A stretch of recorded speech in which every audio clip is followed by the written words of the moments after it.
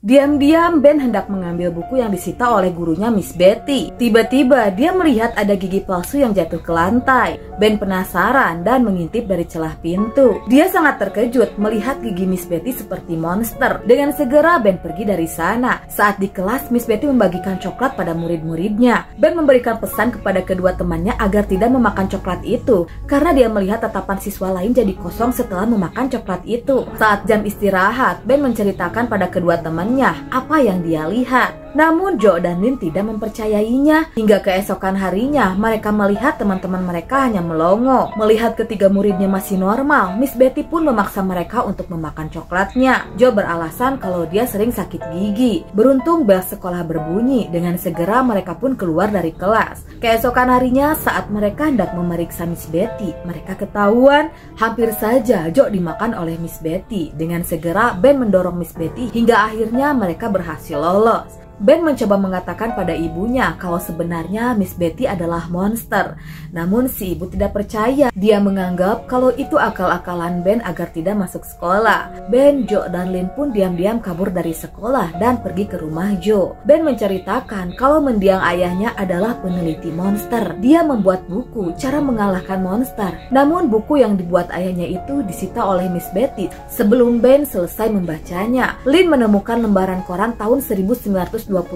Koran itu menceritakan tentang hilangnya anak-anak secara misterius di sekolah mereka. Ternyata kakek Joe adalah salah satu dari korban yang selamat, dan mereka melihat Miss Betty di buku tahunan milik kakeknya Joe. Kakek Joe pun menceritakan kalau teman-teman di kelasnya sudah dimakan oleh Miss Betty. Dia selamat karena tidak suka makanan yang manis. Si kakek sudah memperingatkan kalau Miss Betty sangat berbahaya, namun tidak ada yang percaya. Si kakek pun memberitahu kelemahan Miss Betty. Mereka harus membuat suara bising untuk mengalahkannya. Tak lama, ibu Ben menemukan tengkorak aneh dari dalam tas Ben. Seketika dari dalam mulut si ibu keluar asap. Ternyata dia sudah terkena sihir dari Miss Betty. Sementara kakak Ben memberikan surat wasiat peninggalan ayah mereka. Surat itu berisi kode berangkas. Ternyata di berangkas itu terdapat tulisan ayahnya sebelum dicetak. Ben pun semakin siap menghadapi Miss Betty.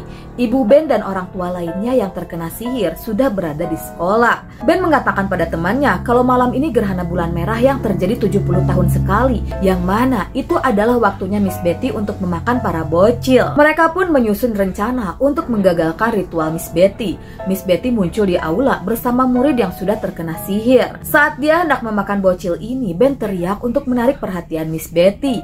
Miss Betty pun menggunakan sihirnya agar orang tua murid menangkap Ben dan membawa ke hadapannya. Miss Betty memaksa Ben untuk memakan coklatnya. Beruntung Lynn dan Joe berhasil menyalakan speaker sekolah dengan suara musik yang sangat keras. Miss Betty pun berteriak kesakitan. Suara musik itu membuat para murid dan orang tua kembali sadar. Ben, Joe, dan Lynn mencari Miss Betty untuk mengalahkannya. Saat Miss Betty muncul, dengan segera Ben melemparkan buku yang membuat kepala Miss Betty copot. Tak lama kemudian gerhana merah pun selesai. Mereka berpikir kalau semua itu sudah berakhir. Tapi saat hendak pergi, tiba-tiba kaki Ben ditarik oleh tubuh Miss Betty.